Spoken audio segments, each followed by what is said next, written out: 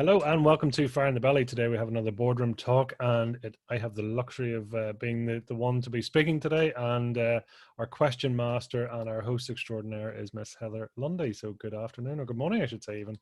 Good morning, Pete. How are you doing today? Doing awesome. Listen, it's a pleasure, and thank you for coming on again and putting me under the coals. So that's what it's all about. So without further ado, I will let you inflict your pain accordingly. I will. Right, we'll make a start. Thanks so much for having me, Pete. It's a privilege to get talking to you again. That's awesome. Today, I want to talk a wee bit more about listening. So the last day we were talking about listening and the power of listening. And today I wanted to really talk to you, or have you talk to us really about how to listen. If you could talk to us a bit more about that. You have a lot of experience. Well, do I have a lot of experience? I do and I don't have a lot of experience. I have a lot of recent habits that I'm forming. I think to go back, it's when you say how to listen, I think you need to go further back than that and saying, well, what is listening for a start? Why would you listen? And how does that feel? What's the different types of listening? If it roughly try and take you through, and again, this is sort of slightly unstructured, but I'll take you through my thought process. So on probably the most, on the lowest or highest level, depending on which way you want to go, you have listening, which is background noise. So that can be everything that's you may or may not be consciously aware. I mean, there's listening on almost a really unconscious level. So that's like supersonic or ultrasonic that dogs can hear, but we can't hear. Now, I would suggest that possibly we can hear, but it's maybe slightly outside of our frequency, or we might be aware of it. So listening, I actually don't think it's the two lugs on the side of your head. That's not, I think listening is actually forms part of feeling. So feeling is almost like all your senses wrapped together plus mapped alongside with experiences, with knowledge, with perception, intuition, all those gut feelings, the whole thing all wrapped together. So listening is overall as a sense, and for some reason, you might think, you get all sorts from people on the safari plane, in the savannah, where they're actually listening for water, they're listening for animal feet coming. That was a method of communication. So it's not as in somebody's just shouted at me, I can hear you. Listening and hearing again are very separate things, but we'll get into that. So listening, it's a perception. It's more like the ability to take on information, or to take on, information is a non-bias. So, that can be positive, neutral. It could be negative. Again, we then put it into our mind, and that's where we filter it in terms of, is this a threat? Is this a friend? Is this a joke? Is this funny? Is this not? Is something I need to do? So am I reacting? Am I not? So, the raw information, you can say something, right? Well, this, my hand is in front of my face right now. So that's essentially as a fact. Now, depending on your perception of the world, that could be me starting to wave. That could be me raising a hand, as in a threat. It could be me wanting to ask a question. So, it's just a hand at the end of the day, and it's just in that position because it just happens to be. Maybe it is, maybe it isn't, because that's also a position that my hands goes to for a certain reason. But can you see there already? Perception is coming into play. So again, you listen to something, and it's like I say, it's far more than the physical noise. So on the the highest level, it is that sort of those layers of noise that we're almost not aware of. And that's almost, you might call it background noise. It's probably even further away than that. That's, sort of vibrational noise. It's just such a high level that we either choose to zone it out, or we don't consciously pick it up. That's probably the best way of saying, because we may unconsciously pick it up, but not consciously. Interestingly, and I know we talked about this in another book, but there's a sort of a saying or a study there. They're saying we take on about 11 million bits of information per minute, but actually we can only process about 40 to 50 bits a minute. So in terms of our eyes, ears, taste, smell, touch, everything else is going on. There's about 11 million pieces of information, and yet we're only conscious of, like, say, a tiny, whatever percentage fraction that is. I mean, it is. That would be. It's tiny. So whenever the question comes in terms of, what's the split between conscious and unconscious, if you just take that very piece of information, and I'm sure there's higher and lowers and all the rest, but that's okay. But that piece of information says to us, well, of what we're aware. So like say 50 into, into sort of 11 million. I can't do the math, but I suspect it's about 0.1 or 0.01. So that goes to show you, so on the listening levels, when we look at that, so that background noise, that will stay background noise unless it's outside of something we recognize. So, the most therapeutic thing for a child is to listen to white noise. Now, quite often it's not white noise because it's useful. White noise is because they've sat in a womb and they've rested in a womb there before, where everything is white noise. It's like listening to the world through a pair of earmuffs. So it's all, and then they hear the blood swishing and so babies like that sound because they recognize that. So, but yet when they hear a loud noise or a bang or something unusual, it scares them or it's different for them. So suddenly, I mean, you suddenly take that unconscious listen and bring it into the conscious because something has happened. We then have another layer, further down where we're sort of subconsciously listening. So, traffic noise or, something's happening. And as long as it stays within that pattern and that frequency, then that's fine. If it steps out of frequency, we'll step in. So we're more consciously aware. So, it's like a mother would say, kids are playing away, just play away quietly there. And, but you're listening in the background. Until it goes quiet. Yeah. And it goes to show, I mean, listen, there's, it's funny how being quiet can actually be more powerful, in fact, more dangerous sometimes than the noise. So it's not just the presence of a noise and listening to hear that, it's listening to what you don't hear too. Which is kind of cool in some ways as well. Mother's intuition that says it's too quiet. It's too quiet. Let's go investigate. It's worrying me, because that then potentially means so isn't it funny how we're actually it's on a scale, and it is like, I think of it like a heart ECG. So as long as it sticks within a parameter, but if it goes too high or too low, well then it's management by exception, which is a very useful way of doing it, especially we used to do that in the field of engineering, where it's saying we can't possibly manage all the information you're giving to us, but we can profile it and say, listen, 95 or 98% of the information coming at us is within design tolerances. Okay, let's worry about the bit that's not. So the 1 or 2% or 5% that's set outside, we can then, because of our resource limitation, we can then say, right, well, let's look at the problem. Let's go in, or let's go and see something that's outside of scope. We can either quickly dismiss it, we can attach it, do whatever. So unintentionally, our mind is doing this because it's saying, well, we can't physically process that volume of information. And everything, just while we're sitting here talking, your heart's pumping. I mean, how often do you focus on your heart pumping? You don't. It happens while you're awake, while you're asleep. It just happens, full stop. You're sweating, your hair is growing, this is happening, your eyes are dilating, different levels, you're thirsty, you're not thirsty, all this is happening, because even if you try to rationale the 11 bits of information, the conscious mind goes, yeah, sure, that's not possible. Well, when you think about it, it's kind of going, it's pretty awesome. And I can pretty quickly see how there will be a lot going on. And that's just internally, let alone, the interface then between the outside world and inside ourselves.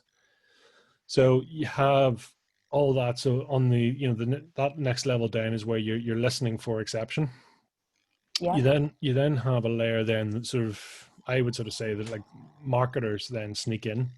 So then they know that we are susceptible to certain smells. So that we know that we're certain colors, certain lights, certain feelings. So marketing, social media, perception, etc. That's where they're presenting us with things to listen and to hear but automatically they're making it appealing. So it's a certain color, or it's a certain ding, or a certain vibration in your pocket, or whatever it is, so that actually that's, they're trying to bypass our conscious mind, and they're sort of almost that sort of animal brain that says, oh, I'm needed, I'm wanted, or there's something for me. And it's it's a bit like those lab rat experiments, going, the bell goes and we run for food. Well, Yeah. the ding goes of Facebook, and then suddenly, oh, we want it, or the smell of, for some reason I'm thinking of the smell of a bakery or sausage rolls in one of these petrol stations. Suddenly you kind of go, I'm not hungry. Oh, I've just bought it. Yeah, Yeah. I've just, because they've artificially, or if they have basically teased our senses, which is then, because it's come from inside, it's going, God, I'm quite hungry actually. Oh, there's now, unbeknown to us, the Right by decision the was, till. yeah, exactly, the Yeah. decision has already been made, because our those 11 million bits of information have been processed, have been taken in. We've done a bit of a gut check. Are you thirsty? Are you hungry? Yeah, enough to sort of say yeah. And then it goes, oh, I remember the last time that was quite tasty. Oh, there's a sausage roll. What a good idea. Yeah, just that. How did that happen? And it's like going, yeah, as soon as you stepped in the doors, so this is where almost there's a bit of a twist between sort of conscious, unconscious marketing, where things are put upon us. It's also, for me, it's a layer of deep responsibility, and I try not to say that positively or negatively, because I know a lot of people will have negative things to say about social media. I think there's a lot of positives to come with it too. Yeah. But bearing in mind, that's all other people's opinions being brought to us, and like ears and eyes, we all have them. And same with opinions, we all have them. And Yeah. that's okay. Um, it's how it's presented, but you also need to remember it's presented on a platform that's built to appeal to us. So potentially that actual opinion is elevated because it's presented to us in a certain way, in a certain color, in a certain font, and it's that they need it to be appealing to us or to be thought provoking and things like that. So And there's quite that. often we've already got a bias towards it because it's turning up for us because it's something we're interested in, something we've shown interest in before. So yeah, it's a lot That's of the thing.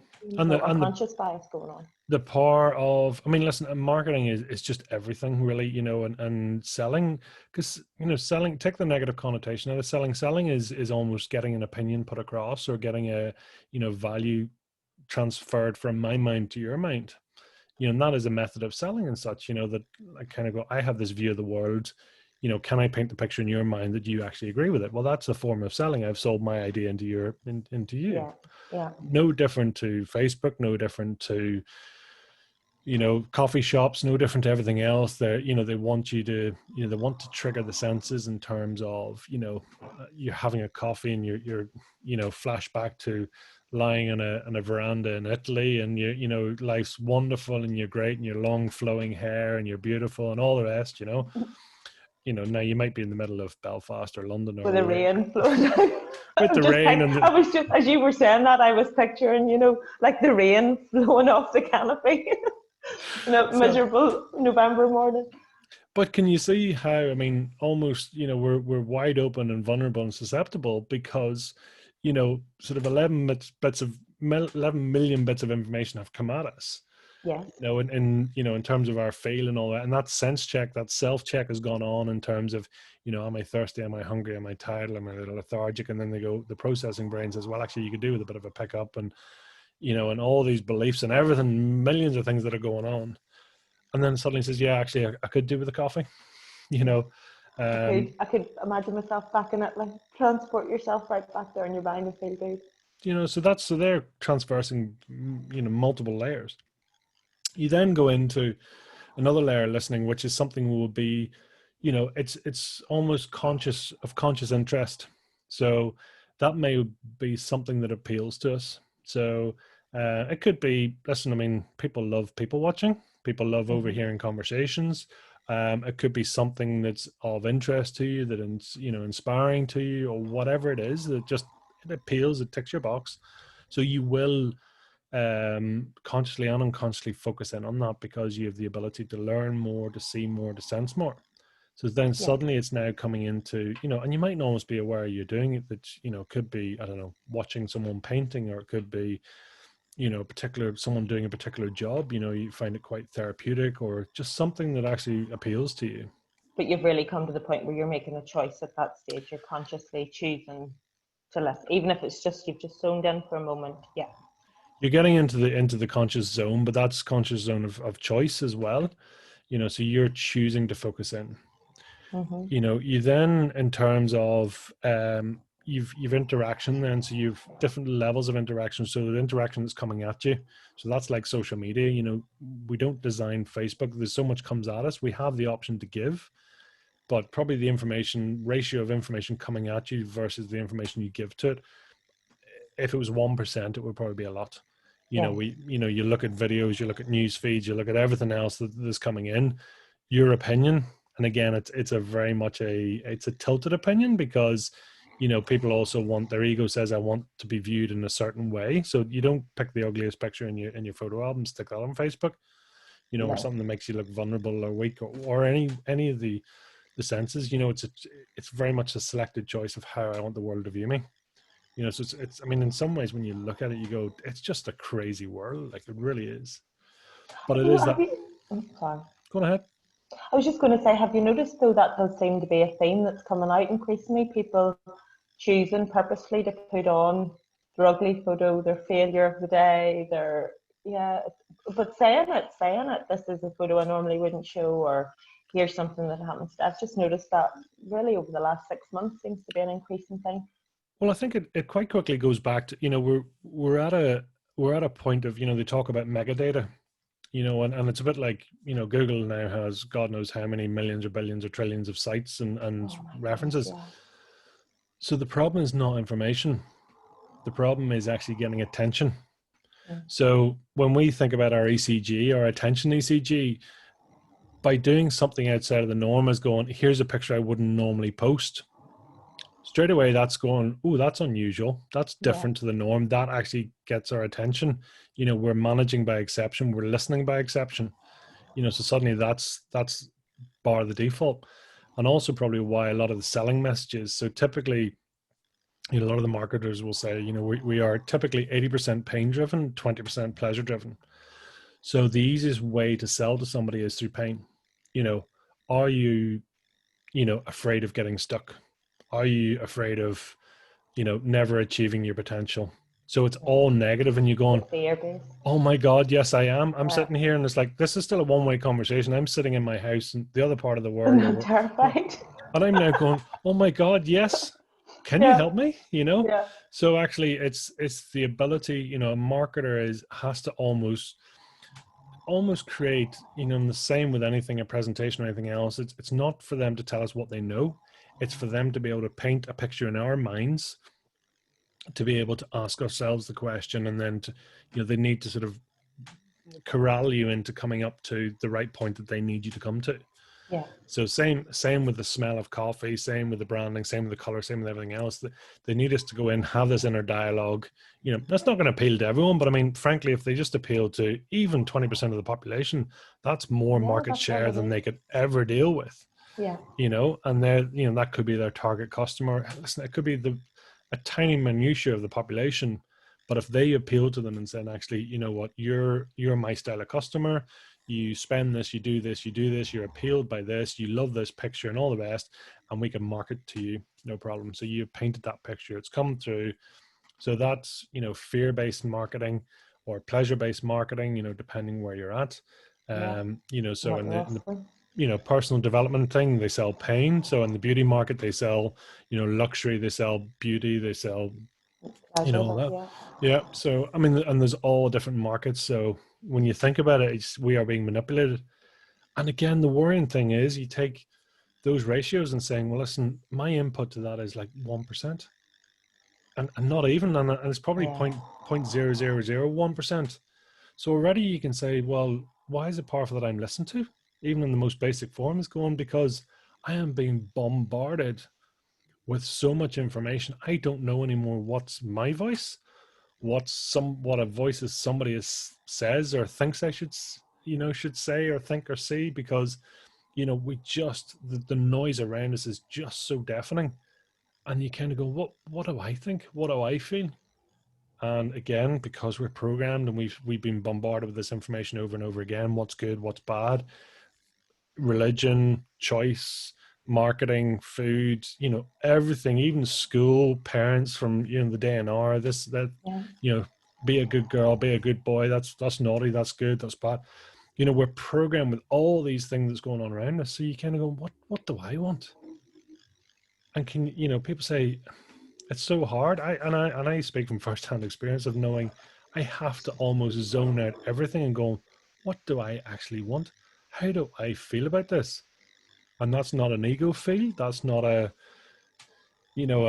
feel. And you almost have to remove all the other sort of, you have to remove hunger. You have to move everything else. So you're saying, right, well, okay, wipe the slate clean. What is it? What is my choice? What are my choices here? Yeah. And then also test and review. So I love, the Q&A, the questions and actions. So ask a question, put it into action. And then you got to ask the question again, going, is that what does that feel the way I thought it would feel? Or, Yeah. is that good for me? Or, and it's funny at the moment because, again, one of my sort of favorite saying for me is your voids are your values. And only in that, how often do people seek a goal? Yeah. Because it's something they didn't have when they were a kid. So a lack of money, people suddenly are very money driven. If they're fortunate enough and whatever way they get to the point of having money, they suddenly go, and actually, do you know what? The money means nothing to me. That's funny because it's a bit like a hole in the road. The tarmac has come and you filled the void. That's you let go of that now. Well, funny enough, that actually wasn't even on the original shopping list. That was on the, you know, this is a void. This is a gap in my life. I want to achieve this so I can fill the gap. But then you go, hold on, what was the original question? Yeah. Why am I here? What's my purpose? I've filled everything else in. I've made good with my past.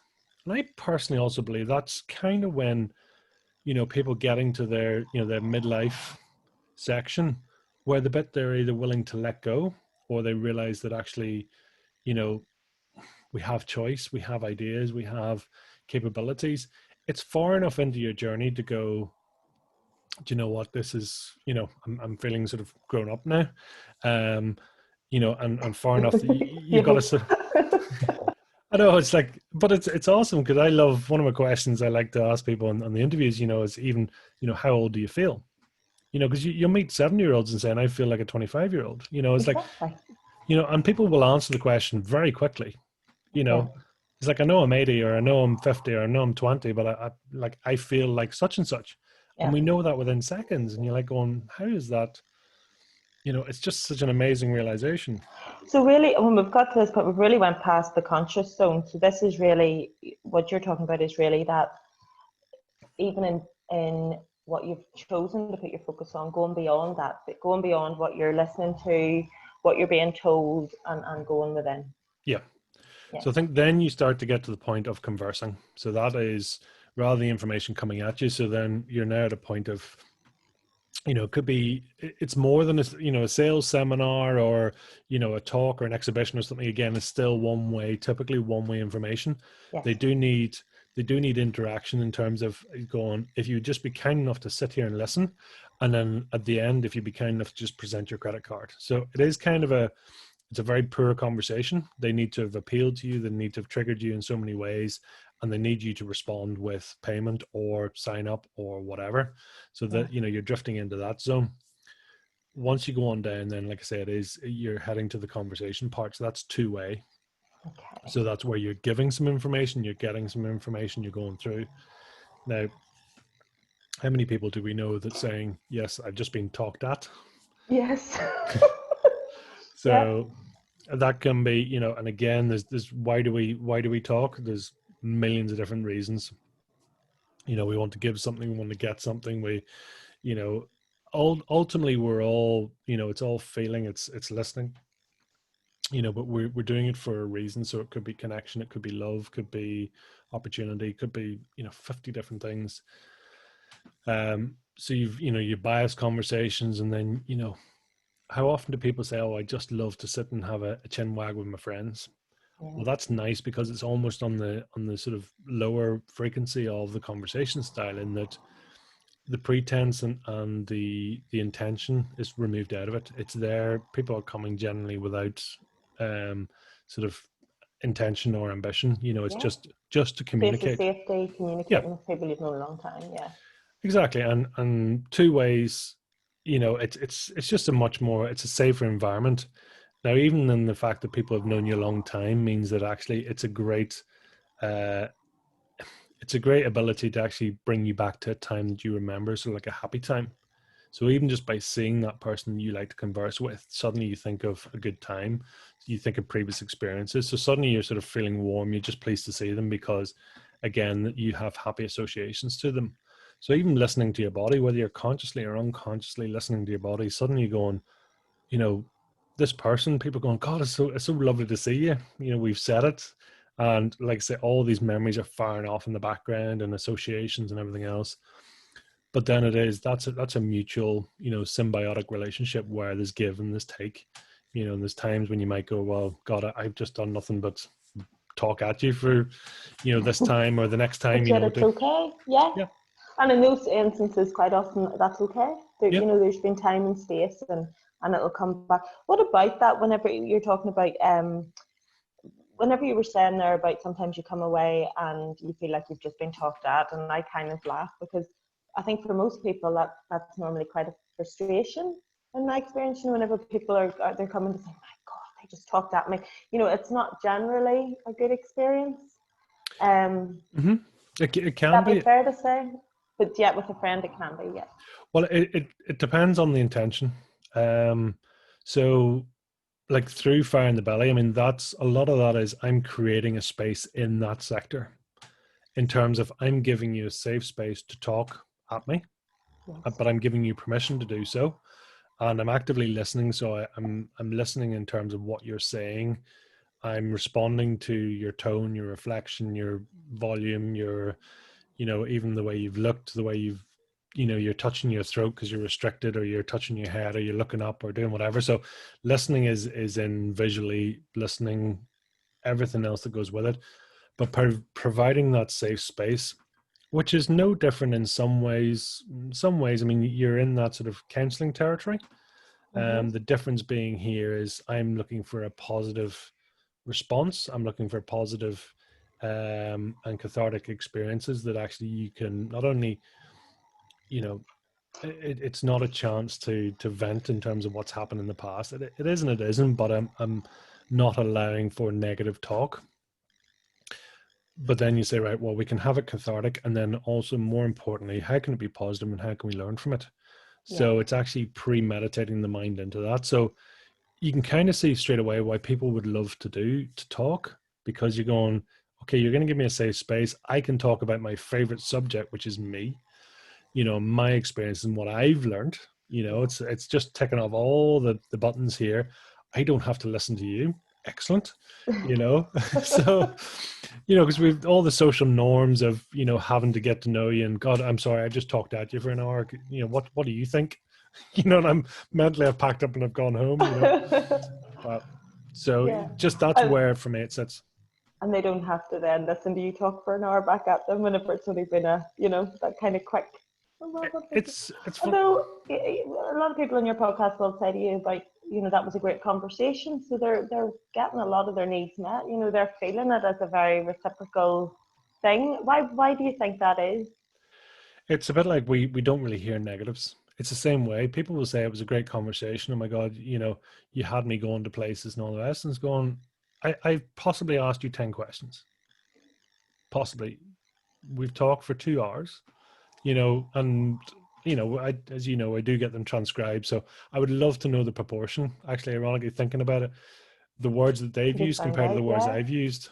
That'd be a good thing to find out. Yeah, it would be interesting, in terms Yeah. of that, but that's okay. I'm giving that safe space in terms of, because I want them to be painting that picture. It is part of the process to feel rapport, but we feel connection when um when I'm nodding and I'm listening. So one, that actually somebody finds it attractive that they're listening to their values, and it's been taken on board. So that's very appealing to us, that actually this other human being is actually, mirroring my values and wants and needs. That's very attractive. Yeah. And then you go into the next layer and saying they're asking me questions back, which is actually helping me to search within me Yeah. and ask me further. And again, I'm not having to process what does he think and what's his, because a lot of the conversation you'll get is people going, and you can see they're literally bursting to tell you their story. So what I found, even saying, right, well, boxing it off in my mind, because I, ironically, outside of that environment, I'm not always a great listener. Ask my wife. It's but when you have the headphones on and the microphone, it is. So it is very much a case of going, my only job in here, in this dedicated time, and that's a key thing as well, is that you focus, you dedicate a time, you dictate in terms of, what you're doing and when you're doing it. So you're saying, right, this is, I'm here for you. Yeah. And then my only job, and to keep myself in focus, going, I need to paint the most vivid picture in my head of what they're thinking, because then, then I can actually respond. As we were saying before, is like, you only have a right to an opinion if you've tried it.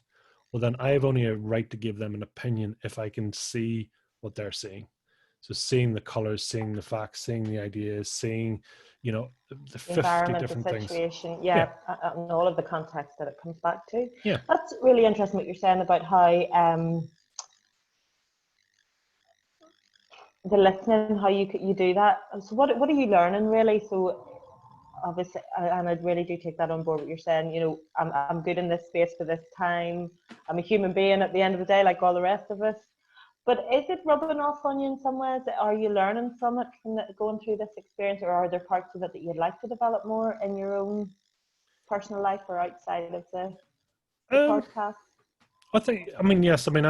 I'm happy to be learning. I actually see it as a form of learning as well.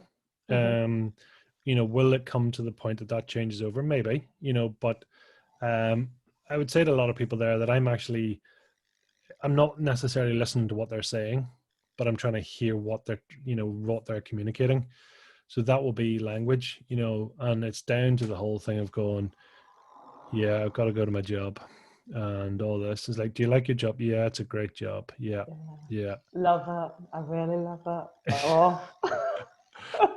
And then you ask them about their kids, their dog, going fishing, whatever their sort of, leisure pleasure activity is. Suddenly they're animated, they're bursting out, they're sort of leaning forward, they're trying to tell you. So I'm trying to, it's all the body language and all the things. So, and also then it's, for me, I'm trying to teach myself intuitively. And it used to be, I was kind of going, oh, that's an interesting, God, I felt a wee bit weird when they said that. I'll scrub it off. It must be something I had for dinner. Yeah. Whereas now I'm kind of going, I'm just going to pick you up on something here. You've said something there, and I was thinking this, so I'm kind of asking them permission to ask the question. And it's kind of scary now. What I have found is, and people go on, it's so funny you say that.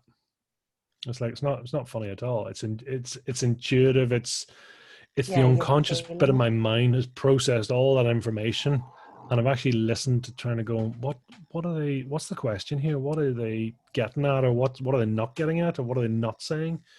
And this is not for me to have an exclusive and have them, crying is quite common on the podcast for those that you see and those that you don't see, because we do have a spoil rate. And that's okay. Even with tears, quite often I'll look through it and going, some things I'll be very emotional at and some things I'm not. And quite often when people are talking about their stories, I'm more interested in saying, what are they actually saying? What's going on here? And 99 times out of 100, it's not the words they've said. It's not what they've told you. It is, if you take it, say depression is a symptom, not a cause. So you don't catch depression. Yeah. Okay. Same way with people going, I'm really hungry for, I want to be rich. Okay. Right. How many rich people do you know that saying actually money's not everything? Now the ego jumps in and says, well, it's okay for you. But you kind of going, right, well, okay, let's just take the, I want to be rich. And then you distill that all back, and consciously, unconsciously, you come back to a point of going, there was either lack of, or they were in a position where they weren't in control. So money was the option to give them back control, or, the 50 different things.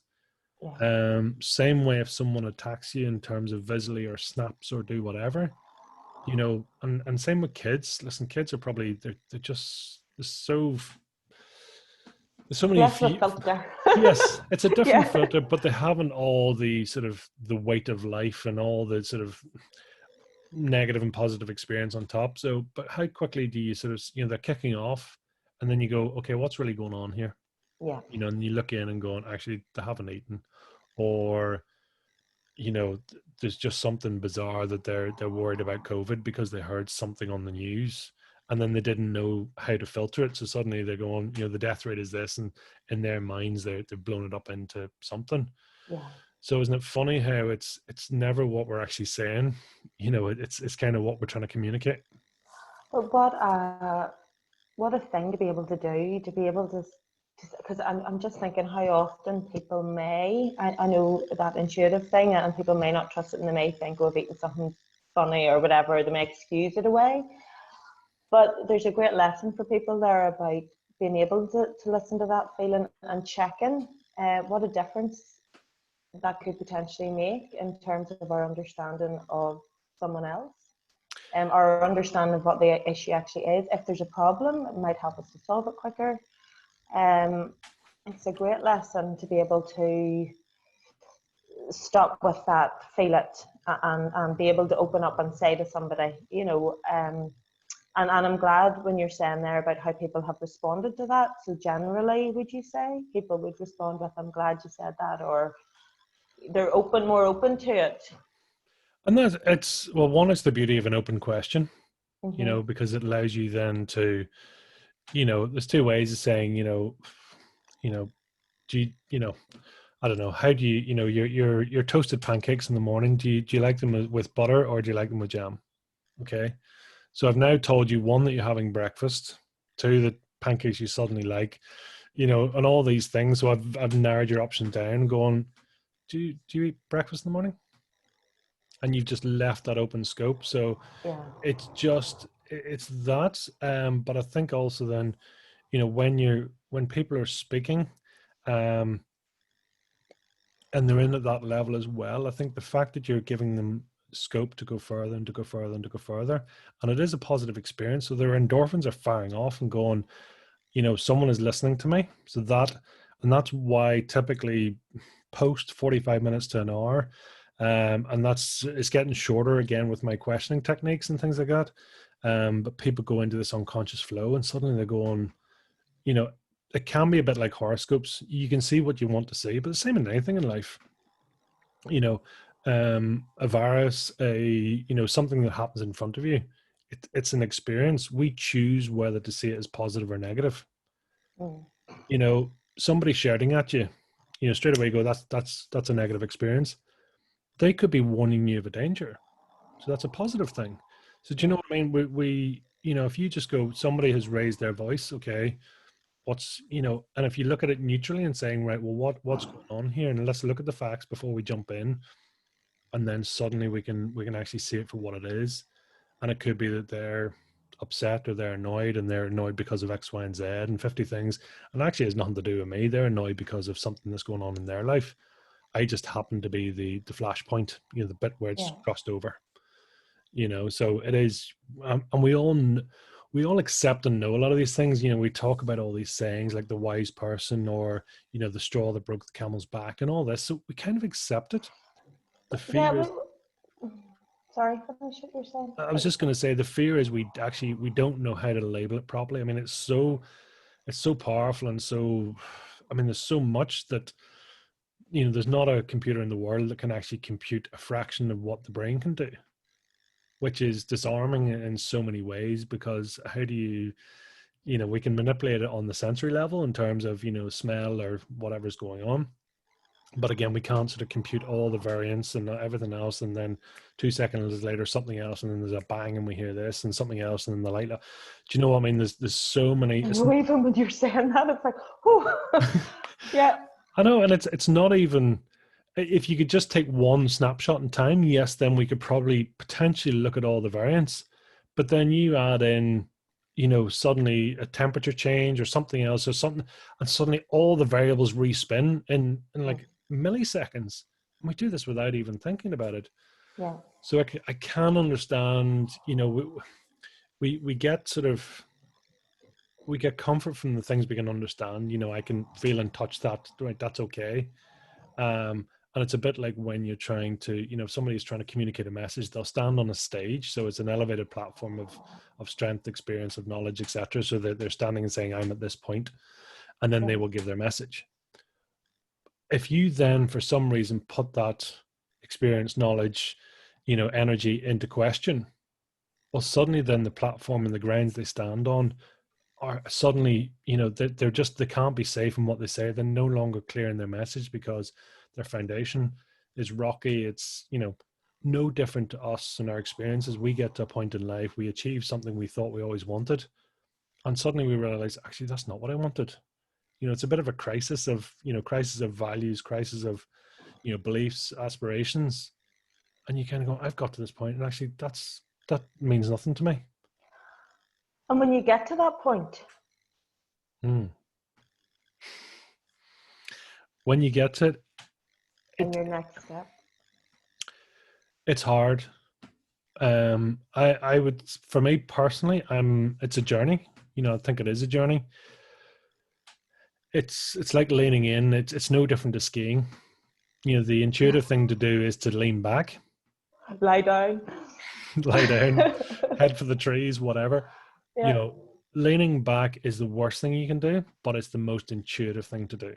Yeah. Okay, you lean forward, you get control, you get traction, you get, you know, the ability, you get speed, you get, you know, get all the things.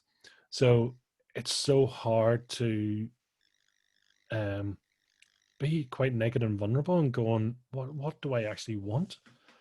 You know, what is my purpose? You know, is this, you have to ask yourself, am I doing this for me? Am I doing this to, you know, it's a transition point almost from being pain driven to pleasure driven.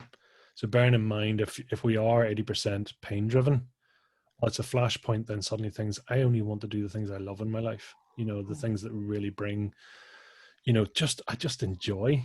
And again, you start getting into the things that people saying, I want to do. I don't want to work a day in my life because I'm doing the things I love. You know, it's not work. It's just, it's for fun. You know, and it's Yeah. like, I can't believe I get paid to do this. Yeah. So it is almost that transition point. And I don't know. I'm going to suspect that probably 70-80% of the population will possibly, you know, it's a bit like coming out of a current or a slipstream. You know, it's so easy just to go in with a slipstream because you're marketed to, it's the norm, it's, you know, Familiar. it's what's expected, it's familiar, it's what my mommy did, my daddy did, you know, my neighbor did, you know, and this is what it is. And this is, you know, you get your mortgage, you do this, you marry, you don't marry, you have your kids, you know, now this is the age where you feel tired. This is where, when you retire. So to stand out to the side, you know, you have to get out of the slipstream, which is going to be turbulent, you know, because you're suddenly crossing from, you know, pain to pleasure. Yeah. You're going to have a period there of going, oh boy, you know, it's like I've suddenly, I'm on my own. yeah, you are on your own because everyone you know, and of course everyone wants to pull you back and going, Heather, you know, you're getting just starting to talk about woo woo here, you know, Yeah. Yeah. you know, and And even that being on your own, it's almost like maybe the first time people may be aware of it, but it's always been there. We're yeah, always, you know, we're here, we come in alone, we go out alone. I mean, we're all born naked and screaming, you know, Yeah. and the inner voice, I know for me, and I think it's similar for a few people in terms of my inner voice is super quiet and it doesn't repeat itself, you know, and if I'm Yeah. not listening, and it's a bit like going, what was that? You know, and it's like if I've not written it down or I've not taken the time to sort of quietly listen, again, you have to remove all other things.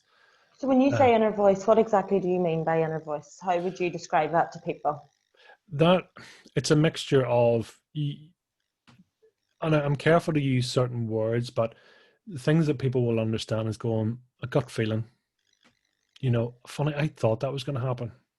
If you find yourself sort of, you know, and so suddenly you kind of go, actually, I do say that, Yeah. you know, or do you know what, I knew that wasn't going to work. So when you know, again, you're starting to use the words knowing. So knowingness is a, you know, can be an identification of subconscious as well. So Yeah. the power of knowingness. So that's knowing and experiences and everything else. Mm-hmm. I talk about fire in the belly, and that's just, I'm listening and I'm seeing positive responses. So when someone has fire in the belly, well, one, it's quite, flames, and people and flames and humans, we're just naturally attracted. But when someone has that, it's suddenly they're bouncing, their energy levels higher, they're passionate. And again, I'm giving them an open forum to come and tell me about their passions. Is it any wonder it's a positive experience? Yeah. So it's because they have permission, they're talking about their passions, that they're waxing about and lyrical about, all the positive things and the aspirations. It's also a point of vulnerability is maybe not the right word, because that has negative connotations, but it's a point of opportunity, put it like that. Vulnerability, negative connotations. It can do. Simply, you look at a lot of seminars, you look at a lot of to pick Tony Robbins, the UPW, the Unleash the Power Within. Yeah. The psychology of even the way it's structured as a course. So it's 4 days. Mm-hmm. Now, if that was spaced out as 4 Saturdays in a month, it wouldn't work. Okay, so straight away we're isolating, you're isolated into a space. So now you're away from your normal day-to-day, the people that try and pull you back into the slipstream. The second thing they're doing, so the temperature's down low, so suddenly, you're just much more alert. There's generally, there's a bit of starvation in terms of food and water. It's not that you can't, but the actual seminar doesn't stop. So you have fear of missing out if you go out for food. And so straight away, as soon as you take on food, then all the blood's gone to your stomach. It's out of your brain, so it's changing your senses. You're sitting there and you're being bombarded with information, but then it's intervaled with, dance music, energetic music. You've got a room full of people who are emotional, who want to be better and all the rest. So you have a peer group around you who are all sort of, even with 10,000 people, there's, everyone's trying to be positive and going through. Purposely, they're doing a sensory overload. So in terms of your conscious mind going, I can't take any more in. But your subconscious mind is going, that's okay, we'll keep listening. Marketers say, listen, we're only sort of taking in 5% or whatever. It's like, yeah, consciously, but do you know what? How many times do people go, funny, I've seen that somewhere, and they don't consciously remember. Or, again, if we manage by exception, so saying, it's like going in the Matrix, they talk about the girl in the red dress. It's because it's an exception. All the other information is blurred out because it's not of interest to us or a threat or benefit, whereas actually you take an exception. So when you're in that environment of sensory overload, you're now at a point of quite vulnerability. Yeah. Because we're communicating directly with the subconscious mind. The way I look at it is like your conscious chimp is, just chucking a bunch of bananas and it's going sitting in the corner, just filling its, it's given up because it's kind of going, I can't keep up with all this. And, I've so many opinions, but what a good image, throwing the arms up. Well, suddenly now you're wide open. So suddenly the problem comes is if someone says, wouldn't this be great if you could then do this program? And then, suddenly, it's only going to cost you this, but it's still good because you can do X, Y, and Z. Well, then you kind of going, yeah, do you know what? That's a really good idea. So we're talking, you're verging on brainwashing and things like that. So, and that's not to say it's positive and negative, because that can be useful for people, but that's when I talk about vulnerability, so especially in, I suppose for me in my show, it's a point when it'd be very easy to insert, sort of suggestions.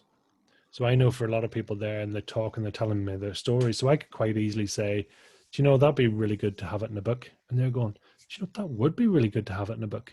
They may or may not have thought of that before, but suddenly they're wide open because it's flowing. It's a great story. They feel positive. And then there's the association of, this would feel really good if I had it in a book. Okay. Vice versa, you could do it negatively. You could do it positively, so I'm conscious of it, of that it is a moment of, again, weakness is, it's a moment of openness. And I think that has to be treated exceptionally respectably. Yeah. And in that safe space, in that place where they're respected, and you don't come with an agenda, only to listen.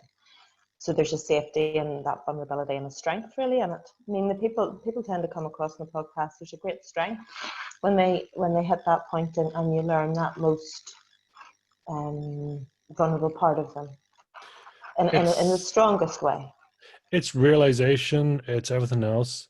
Now, of course, I can't just not listen. Unfortunately, it's human nature.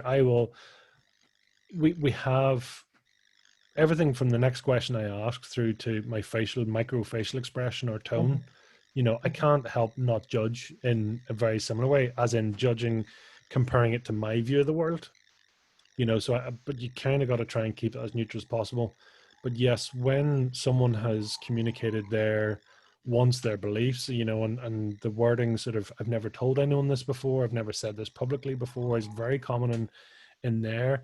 So there is a vulnerability. People also feel connected to you because suddenly you know a lot more about them than, potentially their partners, potentially somebody else around them, because simply we've never taken the time, to do that. And that's not disrespectful. It's not anything else. It's a mixture of that formula. So I genuinely believe in between 90 and 120 minutes, i.e. an hour and a half to 2 hours, you can learn more about a person than you can potentially do in a lifetime. And it's that formula of safe space. It's being there to actively listen, both through the years, through perception, through senses, through body language, through all the different things, and go through. And again, I'm probably only picking up like 2% of what they're actually communicating. You'd need to go further to fully understand the picture, and then, but that is also how you break through barriers. That's how it's no different to the world of NLP, neuro-linguistic programming, where we're saying, well, why did you do that? And, again, even my tone of why did you do that had a slightly negative connotation. It did, yeah. So. But you can pull yourself on that. That's amazing. You can, you're very in tune. You can immediately pick that up. I think sometimes I know for me personally, there's been times where people might say something to you, and as you say, you have that unconscious bias, and it's out, and you have to go, oh, did I just say that, or did that facial expression just come out? You have, and it does, if you're open to it, it does cause you to reflect and think, and helps you to think, what do I really think about that? Absolutely. And the best thing we can do potentially is ask a neutral question. What does that mean to you? Which is more neutral, even in a friend, to get back to the listening in terms of, if we're conversing with a friend, well, a friend will, and we all do it, if one of our children falls down, and we talked about it, my wife's response is, oh dear, are you okay? Was that sore? Am I okay? Question, don't know. It's suddenly, the reaction of the parent, they've mentioned the word sore and all the rest. So suddenly the kid bursts into tears. Yeah. Whereas if you just, if you respond differently, quite often, they'll sort of wake up, or they'll sort of get up and they'll, scrape themselves down and on they go.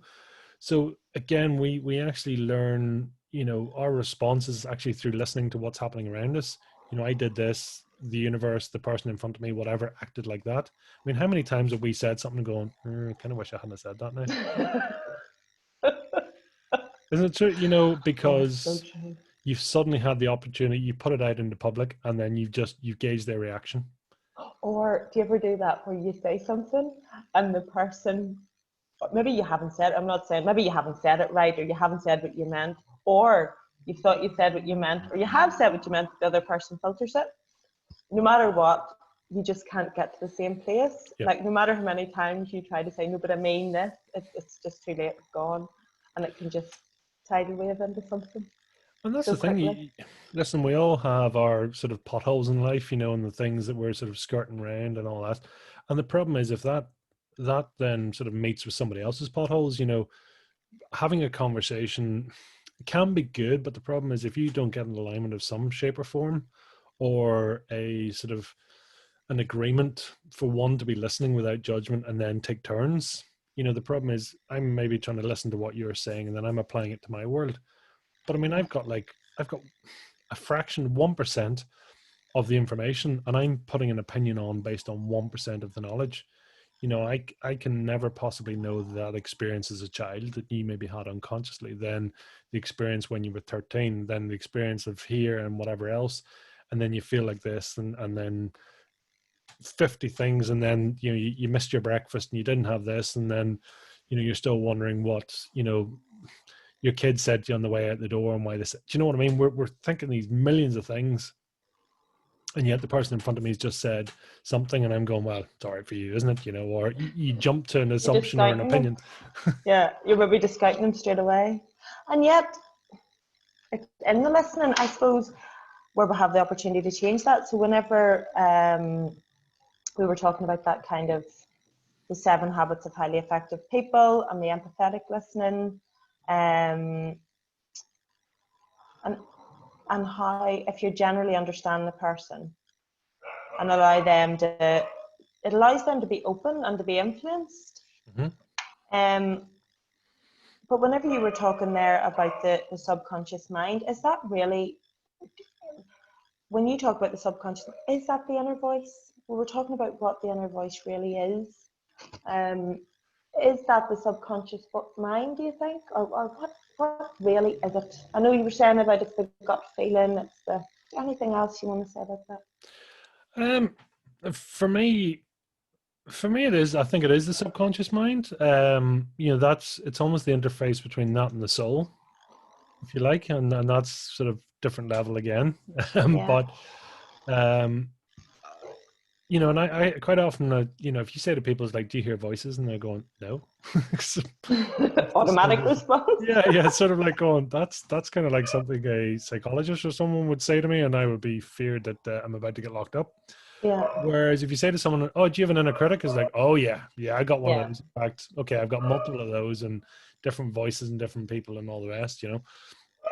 So that in some ways is the most obvious form of inner voice, you know. That's the running inner dialogue, you know, and that's the bit where you're chatting away to yourself, you know. That I think is one and the same voice. If you can strip away all the distraction and the noise, so the social media, and your inner voice is going, look at her, geez, I wouldn't wear that, and she thinks she's lovely, and then going to him, oh, he's quite nice, and this and that, and I'd like to drive that car, you know, it's all that. But you remove all that stimulation in terms of other people's ideas, opinions coming at you, and then you just give it space for, you know, many people say, you know, listen, I come up with my best ideas in the shower, I come up with my best ideas when I go for a walk, you know, why is sleeping so powerful and all the rest? Because you've removed all that external stimulation, and actually your inner voice is both talking to itself and listening to itself. So suddenly it's kind of going, God, it's a wee bit boring around here. There's nothing to stimulate me. And it's going, I wonder what, yeah, she said that last week, and I wonder what that was about, and going, what do I really want to do in life? And then, do you know what I mean? So suddenly we've actually got space and capacity to just think, you know, and it could be thinking through what happened, what was said, what was done. You know, I think that's almost the most obvious layer. And then you start to get into the deeper questions. Yeah, because that's what's going to, because earlier you talked about kind of how you're in the thinking is, yes, as you say, it's maybe on a level, it's one level, but it's very much conscious probably at that point. Yeah. Whereas earlier you were talking about the inner voice kind of talking to you. What would that sound like or feel like for you? There's different layers. To finish off on the inner voice, there's an exercise called the seven levels deep. Right. So there is a line of thought that says those 7 layers could actually be the sort of phases or parts of the one voice. Mm-hmm. So to be quite open, I did an exercise last night actually, and in terms of, you know, why do I do the podcast? Yeah. So that was the sort of the top most obvious layer, you know, or that's the sort of the question. So then part of it was then, okay, I do it for interest, to learn from other people. And then you might go down a layer and say, well, why do you do that? And then they'd say, right, well, I do it for connection. Okay. And then sort of, why are you doing it for connection? And they might go for significance. Okay, because I want to feel significance, because when I'm connected to other people, I feel that I'm valued, I'm wanted, part of that, and all the rest. You know, why do you feel, you know, what is it about significance? And going, I want to be loved. Oh, this is getting deep. Mm-hmm. Okay. you know, and just through this one exercise, and you're just going down and going, why do you want to feel loved? And I was emotional. I'll you know, admit to that. And I don't know why. And it was something shot into my mind about something in my childhood and going, listen, I had a very privileged childhood, and you know, I've nothing that traumatic in my early years. But yet, it triggered an emotion in me. And I literally was sitting, you know, sort of, I was welling up. It was tears in my eyes. And I had no idea why. But yet, something about that, when someone said, you know, love and significance and what I want to be, and even talking about it, I'm sort of feel slightly emotional talking about it. Cool. And you kind of going, okay, where did that come from? Yeah. And that's like 4 or 5 questions. That's before you even get to it. And you kind of going, how is it within 60 seconds I can go from being perfectly normal to going, oh my God, you know, this is like so deep and so not painful, but it's kind of, it just broke me down. Yeah, that raw. And then you know, then like anything you go, why is it raw? And then you sort of ask the question and what's it all about and what was it? And quite often, like a lot of things, if we can understand it, then suddenly you're going, okay, that was an experience as a child. I'm now, you know, an adult. And, you know, suddenly I can apply all the other experiences and go and listen, it was what it was, or life's moved on, or that was just a circumstance, or, you know, and that's okay. And I can forgive the person if it was somebody else has inflicted something on you, or I can forgive myself for feeling that way. Cause that's kind of, I, I, I dealt with it in the way I thought best at that time. But actually, do you know what? I maybe had a bit of a different view on life at the time. So, but can you see suddenly how it's massively healing? And Mm-hmm. that's only from asking a few questions, and they're not, you know, they're open questions. They're sort of, you know, so you kind of going, no, I've not really got any voids in my life, and I've got no values. Okay, I'm doing a podcast because deep down, actually, there's something in my childhood, and I'm seeking love and connection and all that. Which there's nothing wrong with that. I think as long as you know that and you're doing it for the right reasons, that you don't get to the point of suddenly filling that value and discovering that actually it wasn't what you really wanted. It was just avoiding your life. You Yeah. know, so why not ask the question? Why not put that out there? Good. That was very. I felt moved even listening to you. I think people will really resonate with that. That whenever we all go within and what are the needs and what are the values, very important. And it's only really by going within and listening to ourselves that we can even start to identify what they are. Yeah. It's scary because you're vulnerable. It is Mm. scary. Um, Part of that is, you know, in the show is doing it again, doing it in a positive way. I mean, you can see how it could turn negative quite quickly. Mm-hmm. Not negative. Well, it It could could be induce. vulnerability people aren't comfortable with. Yeah, You have to be very careful about that. yeah. Yeah. I mean, it could induce sort of negative emotions or negative feelings from the past. There's no Yeah. questions about that. So, you know, whilst you know, I have space for emotion. At the end of the day, if it's too emotional for anyone, then it becomes from a podcast point of view, it becomes a, you know, that's podcast terminated. No, Yeah. I will continue the interview to the end. I have no issues with that at all. I have a duty and a respect for that person. But I also say, listen, this is not going to serve you publicly, and that's okay. You know, so Yeah. let's, you know, if you're open to it, we'll redo it. You know, again, the nice thing is we've now found that pothole, we've filled it. You know, the sort of rabbit hole, whatever terminology you use, or you're able to go away and realize that was a bit of a sort of a void in your life, and that's fine. You can work on it, and then we'll redo the podcast. You Yeah. know, Yeah. it's not in my interest to sort of have somebody vulnerable and weak and all the rest. I'm providing a safe space, and that's not a space where we want to sort of suddenly go, yeah, do you know what? You've just recorded that, and that's going to make awesome listening for people that you are sobbing and, you know, it's all gone to pieces for you. But thank you. You know, that's not what we're about. You know, it No. can't be. It's not right. No. It has to be, yeah, handled with great care. Hmm. Yeah. Um. Let me see what else I'd like. There's so much within this. I think just for me, it's the more that I've kind of listened to you and through the podcast, you've shown this. and some of your guests have talked about it, but we've talked about how to listen. But I'd like you maybe to talk a bit more about the outcomes that could have for people. So we've talked about the power of listening, being listened to, how to listen. But there are great benefits, there's great reasons for this, which we've touched on some of those. But really, yeah, what would you say the benefits for those around us? So, for example, personal, business, everything's relationship at the end of the day, and often where people have their biggest problem. Yeah, I suppose in its most basic form, and this is kind of why the title of, you know, the TED Talk, and even, you know, the concept of the book is the power of being listened to. The first person we need to listen to is ourselves, you know, and before you can try and paint the picture of somebody else's view of life, if you can just sort your own voice out, you know, I mean, I talk about it publicly, you know, I've in the traditional sense, I've had two forms of depression. I used to have sort of two voices in my head.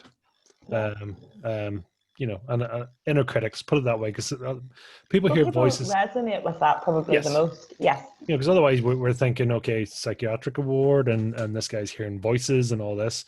So again, you say inner critic, and suddenly everyone's nodding their heads, going, yeah. So I had two, and I was talking before, saying basically me was having this conversation with you. So that was the conscious, very much, here's what I want to project, and here's what I'm, you know, and they're all filtered words. Yeah. I want to say this, I don't want to say that. Actually, you know, I'm gauging reaction. Of course we are. We're all doing it. And your body language would have been very different. So I can see you like relaxed in the seat now. There's an openness to you, to your face and your eyes. Whereas I imagine when you were in that space or feeling in that way, it would have been very closed and serious and professional. But it is funny, because even on the podcast, you can actually get to the point when people will let out, they'll either slunch back in the chair, they'll lean back, or they'll be like quite a deep exhale. It's like, oh, that's a really interesting question. And they've just really heavily exhaled, yeah. Yeah. And suddenly it's almost like you've just slipped down another little notch. Oh, because they're suddenly now, there's no premeditated answer, there's no conscious answer. So suddenly they're having to search back in again. And then you go, God, that's a really deep question. I haven't thought about that. Okay. So it's almost an instruction to right, go think about that quickly. This guy wants an answer. Go think about that. So in terms of that, you can see very quickly why we need to listen to ourselves first. I mean, you strip out all the social media, all the external environments, well, suddenly, like, that's 90+% of the noise going out of your head. You know, what she said, what he said, what that picture I saw, the car that's zooming past, and all the rest. So can you see why meditation, and I, like, I'll be honest and say I'm not a huge meditator. I struggle with silence, ironically. You know, and even the wording I've said, I struggle with it. So that's telling me I struggle. You know, do I struggle? Anyway, the power of words. No, but yeah. So that's what I've told myself. I struggle with silence. So, you know, silence for me is not currently my normal state. So give myself a bit of space. But you can see why quite quickly you'd need to listen to your own voice first. Then when you know, speaking to somebody else, now if you can hold that space for somebody else, and there is something about, you know, communicating with somebody, because again, you're getting to quickly sort of, you know, make a hypothesis. You get to ask a question, judge their reaction. Is it good? Is it bad? Okay. And then I can either continue on this thread and keep pulling. You know, so when you give somebody that positive space to say, yes, by all means, come in, and I'm going to ask you questions, which means, oh my God, you are listening to me. You know, I'm good. So it's very positive. And that's not in a false sense. I genuinely am trying to paint the picture in my head. Because to be able to answer the question or give somebody your opinion, you need to have all the facts for it to be a solid opinion. By the time they've given you all the facts, I mean, mentally, they've just regurgitated and they've sort of spat it all out on the table. Yeah. Well, now their beliefs, their expectations, their lives, it's like kind of going, oh my God, that's so funny. I had never seen that before. And I'm kind of going, I'm still halfway through the painting on this side. And I'm like, okay, what else are you saying? It's like going, do you know what? That's amazing. You've just told me everything I need to know. Yeah. I'm going, what? I have a half finished painting and I've told you nothing, but I've given them the space, Yeah. you And is know. that what you did for yourself then at that point, where you were saying you really had got to that point where you had been diagnosed with a couple of things? Were Yep. you diagnosed? So I was diagnosed with ADHD. I've diagnosed with dyslexia. Mm-hmm. Um, and thankfully I wasn't diagnosed with voices or anything like that. So Were you comfortable then? yeah. Yeah. But I went through I had a real sort of questioning stage in my life, but I went and did hypnotherapy. Right. So, which was a hypnotherapy. Again, I mean, I have a totally different view in life, and this is why I love talking to people and different views, because you're actually going into you're questioning the subconscious state. But going through that, actually, that searching process, and even giving myself the time and the space to do that, and all the rest. Well, I shot back to an event when I was like, I can't even remember now, it was like 11 or 12. And I know that wasn't the original event, but that was, I had attached a lot of negative emotions. Now, to say when I bawled, as in cried, in this, when the opportunity came, and this is like over a 20-minute period, I sobbed. I absolutely sobbed. And at one point, I'm going, what the hell are you sobbing about? Yeah. So you were hypnotized, but you were aware. I think people often don't understand It that. wasn't even a full hypnosis. I was conscious because it was so weird in that it was just I had this opportunity and it was over 2 days, and basically it was a group of us that were doing it, and everyone sort of got their moment to sort of basically talk and go through. So this is like half-hour window, and even that morning, so the first day I was going, I'm all right. Jesus, the rest of them are an absolute disaster, but I'm grand, thanks very Grand, much. yeah. Yeah. It's like I'm perfect. What's your problem? Yeah. Yeah. But then you actually got to the point, and so that morning of that event, I was sitting driving up the road to the event, and I'm sitting there going, do you know what? Funny that particular thing in my childhood. Do you know what? That was actually it's quite something, And I thought, oh, that's interesting. And then I just again, why would I have felt like that? And what part of that was it made me feel uneasy, and then I could feel it in my stomach and kind of go, oh God, I feel a Yeah. bit. True. I can, and your memory's so good. I can pull out of that sort of massive warehouse of information. It pulls out the feeling. It pulls out the picture in your mind. And I remembered, I remember that all the senses are firing. So kind of going. I remember the smell, and everyone was looking at me, and this was happening, that was happening, all the rest. And suddenly, like I'm now going, oh God, I feel oof. I'm right back there. You must have taken you right back. Yeah, you're feeling Right. everything. And then, of course, then all the emotions that I had tagged to at that time, Mm-hmm. everything from I'm not loved, my inner voice, and your inner voice is brutal, because it knows the words, it's saying, Peter, you're a waster, you're a loser, you're this. And you know what? And the language we use in ourselves, you wouldn't say it You publicly, wouldn't say it to anyone else. Yeah. but because it's in your own head, it can hit the point on the head straight in. You're this, you're that. And I even just saying those words out loud sort of make me go, oh, that's so hurtful. It So is. hurtful, Yeah. But actually through this process and all it was actually just declaring it out loud and just and going back and saying, listen, I'm sorry for doing that to myself. I'm sorry that you felt like that. Really that wasn't life was different than that. And actually that's just what was on at that time. But you know what?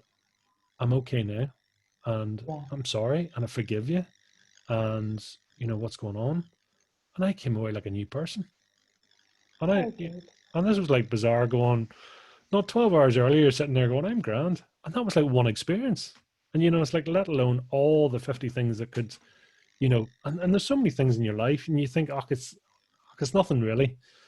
Well, obviously it is, because it's still floating around in the head there. Now, if you had an opportunity to bring that out in a positive or in an environment that was safe, do you think maybe that would be good to get that out of your head? I think so. There's also something about just the knowing to listen to that and to feel it and go through it. I think in my experience, certainly as a mum and as well as a person myself, looking at my own things, but also as a mother, that quite often things can have happened that you're not aware, with your, and whenever there comes a time when they want to open up or talk about something, the importance of listening to that and being there with them. We grew up, we're a similar age, Pete. I'm a bit older, but we're a similar age. But whenever we were growing up, and I don't mean this as a judgment at all, but certainly something that I've had to battle with is repeating that, sure, it's all right. It's okay, don't talk about it, don't think about it, it's over, it's done. And it is, a lot of the things, they are over and they are done. But sometimes we do need to listen to them again, and we need to look at them in order to leave them behind, or in order to be able to accept that we're not living there anymore, or that they are in the past. I don't know any other way to do that than to listen to yourself and process it again if you need to. And hope that may be the final time, and that it loses that charge. So I don't know about for you now, but if you think back to that episode, at that time when you were having hypnotherapy, there was all that feeling and emotion, and it took you right back. But sometimes the more we look at things, the less charge it has, the more we can see it without it bringing up those emotions. My 2 voices disappeared that day. Honestly. Mm-hmm.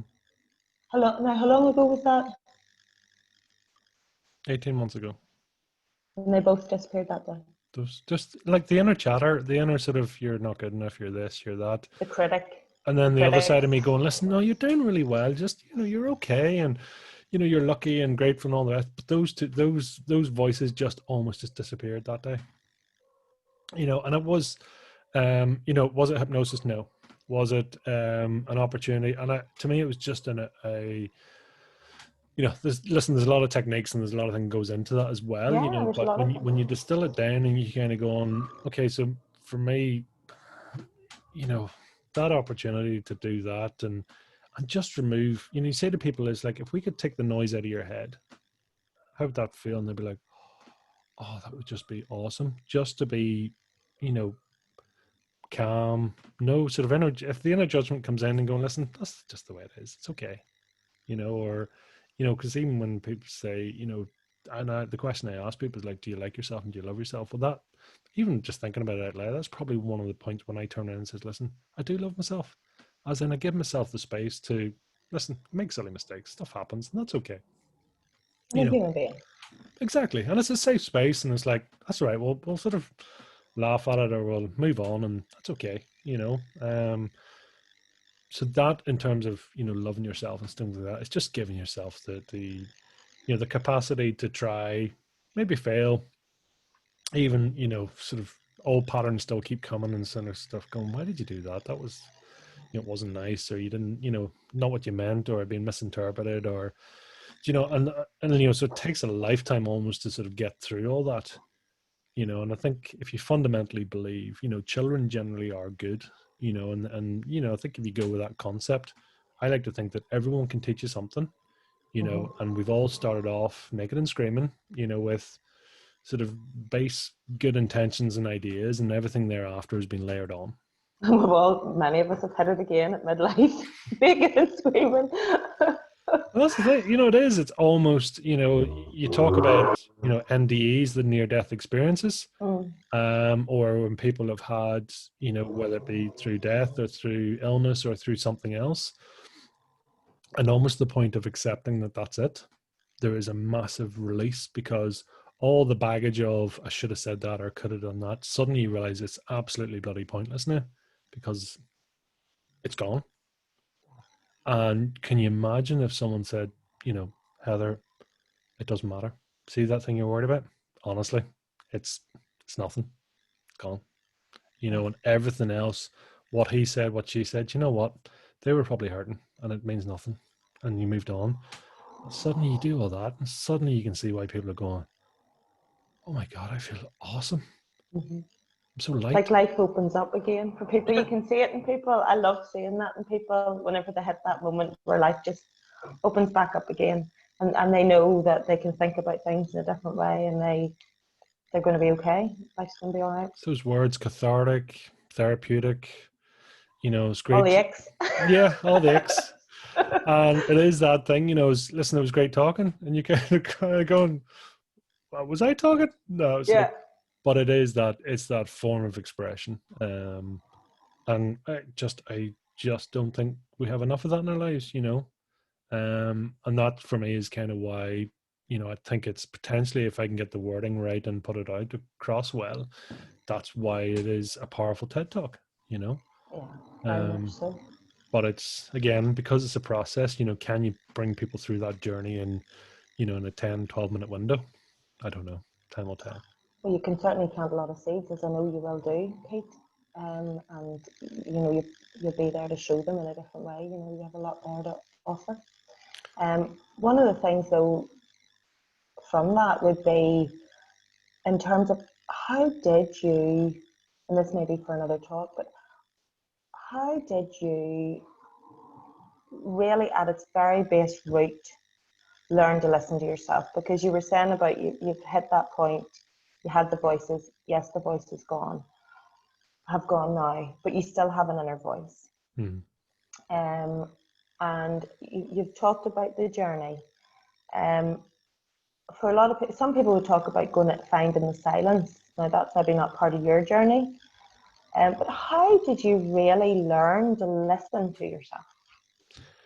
I'm still learning, Still you know, learning. honestly. And I think, you know, I've like, my sort of tipping point, my sort of flashpoint, if you like, was 37.5 years. That's the bit where I kind of going, I couldn't have been any further away from myself, you know. And I work on this concept that fundamentally we're born in, you know, as one body, one soul, one mind.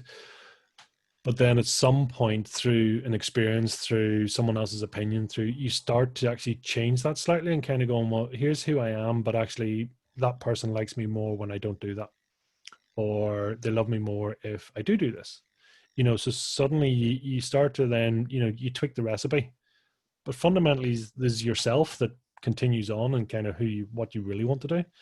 And then the more you tweak in terms of, you know, God forbid, if it's something going on in your external environment, or, you know, what's, you know, parents, whatever it is, you can see why very quickly, you know. And I would see a lot of people who are pleasers, Yeah. as in something's happened with their parents, so then they learn, if I talk more, then this happens, so I'll stop doing that. Or if I, you know, if I please them, if I, you know, if I sort of appeal to their values, their skills, and all the rest, then they like me more, they respond better to me. You can see why kids in the most fundamental level will sort of, they're super clever in Yeah. terms of, you know, I can manipulate you in terms of the closer I get. The problem is it also means potentially it's getting further away from what you actually want. You know, so I mean, all these films, you know, of what do women want, you know, you don't listen to me, men are from Mars, women are from Venus. You can see quickly why people are going, you know, I can't understand you. Well, I can, you know, and marketing and everything else can potentially get you to like them, but that doesn't necessarily mean that's actually what you want, Yeah. you know. So there's the sort of subconscious, you know, level of liking, there's the conscious level of liking, and all the rest. So until we fundamentally strip all that back, and then you go, you know, for me, I kind of have to go, is that what I really want?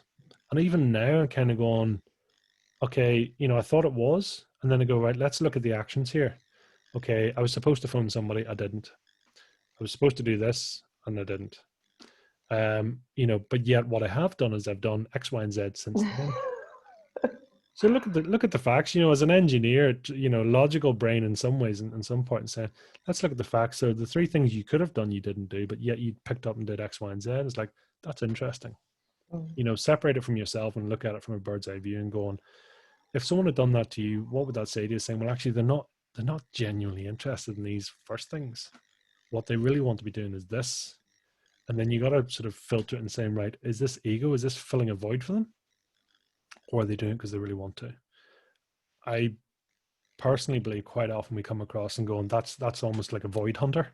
You know, that's trying to go and fill that pothole somewhere in their background. What And do you mean by that? Is that like self-sabotage or what? no, it could be. I No, mean, avoid so hunter. Okay. so people can be, you know, continue the pleaser gene. So as in, you know, if I keep doing things that you know, mean that you know, continue to like me, you know, because fundamentally as a child and kind of going, if I'm nice and if I do this, this, and this, then you'll like me. Okay, that's sort of filling my need for connection. It means that you don't shout at me. It means other things, other negative influences don't come into my life. Yeah. The problem is them saying that's how we communicate. I'll go in and go, and I'll please you, and I'll please you, and I'll please you, until eventually you go, what the hell do I want? Yeah. I've pleased everyone around me, until people start going, what is it that you want? Or you get to that flashpoint in life and going, I am so sick of pleasing everyone else. And it's that thing of going, what do I want? What do I need? And it could be fundamentally that it's a point in your life. It's a point where you're sitting there going, other people around me, their careers are going sky high, and I'm sitting here and poor me, poor me. But I think it's no coincidence that people, when they are maxed out, they go to silence. They go to, people sort of saying, I've just gone off the grid, or I just need to go and get my head showered, or I need to just go away for a while. Well, suddenly, I mean, what does that tell you? It tells you that actually they need to cut out all the external stimulus that, frankly, if you don't pull the brake and take yourself off and listen to yourself, again, many will say that that's when it will manifest as a disease, as, the old Disease. disease, yeah, Yeah. and all those things. So it suddenly manifests as something that will stop you, will eventually go, this journey, if you don't consciously stop, they'll subconsciously stop you. And that could be through illness, that can be through anxiety, that can be through depression, that can be through 50 different things. Yeah. That the body's going, I am so much smarter than you, but yet we've got this crazy conscious lunatic at the wheel. And until we can give you a bunch of grapes and you'll go away for a while, but until we can sort of make you a safe driver, we're going to have to take you out. I'm gonna stop you. It's because I'm fascinated by the fact that you cannot actually kill yourself by holding your breath. When you think about it, you kind of going, that's a good point. Oh, sorry, can I stop you there? Sure. Sorry, 1 second. I'll be. So yeah, you can't actually kill yourself by holding your breath, which is fascinating in some ways. Obviously take away the morbid side of it, but it goes to show that, what happens, you hold your breath till the point, if you can do it long enough, that actually you'll go unconscious. And then when you go unconscious, the conscious mind says, right, enough of that crack, start breathing again.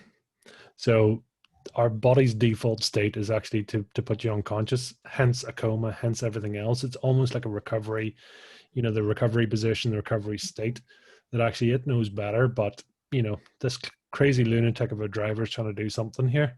So we'll go back into our default, our safe operating mode, our base position, so there's so much there that, we sort of, we talk about it, and we know that's there, and so many things and sayings that we have in life, that's sort of wise people through the years have come up with, but yet still now we try and attach it to a label, or we try and do something, because we're, humans, we're logical, we want to try and understand it, so we're afraid of stuff that we don't necessarily understand, and it's probably nigh on impossible for us to, take all my inputs and defaults and then run it through a filter, and then there's slight sort of distortions and things like that. So a bit like in NLP, they talk about, there's everything from distortions, distractions, deletions, so I might have missed a word you said, or you said it, you were replying to the postman and you said something unintentionally harshly, and yet I've picked it up as harsh and I've taken it personal. You can see why, like, text messages are the work of the devil, in my opinion. Email. Email, same thing. The context is, if it's taken out of context, and then I'm sort of, what you said to me, and then I've applied it to my logic, and then it arrived at a really bad time, and something else happened, and suddenly it's like World War II and five has happened, just because of something, and then you go, sorry, what was that all about? Yeah. No different to a child's tantrum or something else. It's just kind of going, what is this all about? Well, that's the question. What is it all about? It's not about the fact that, I know with my kids, I gave her a pink spoon instead of a yellow spoon, and I was like, that was the worst thing I could ever do. But yet you break it all back, and then you suddenly go, what is it? What do you want? What can I do for you? And then suddenly the answer starts to come. Thank you, Pete. Awesome. It's been a pleasure. I've ranted. So You have not ranted. It was an absolute pleasure listening to it. I feel like I have listened to so much really very wise observations and very useful information. And thank you so much for sharing it all. thank you. It's been a pleasure. So until the next time, thanks Till again. the next time, Pete. Thank you.